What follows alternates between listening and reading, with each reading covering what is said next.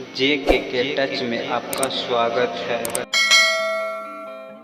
लेटाकर बिस्तर पर तुमको तेरी झुर्रियों से खेलूंगा, लगाकर इसकी आग फिर तुम्हें जी भर के करूंगा।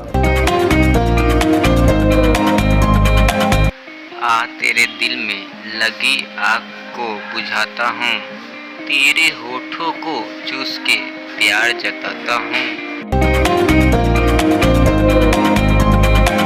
होठों को तेरे चूमकर खो जाता हूँ, तेरा हुस्न देखकर पागल हो जाता हूँ। तुझको बाहों में कसकर इश्क के समंदर में डूब जाऊं, आ तेरे इश्क की गर्मी को आज अपने इश्क से बुझाऊं।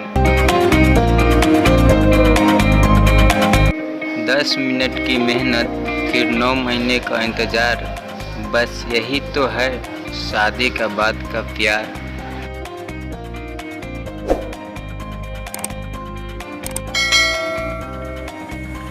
जे के टच में आपका स्वागत है।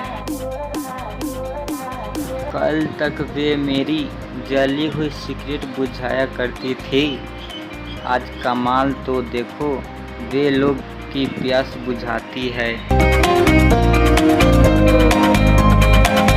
देखो जान, मैं तेरे लिए फूल लाया हूँ, मैं तेरे दिल में लगी आग बुझाने चला आया हूँ।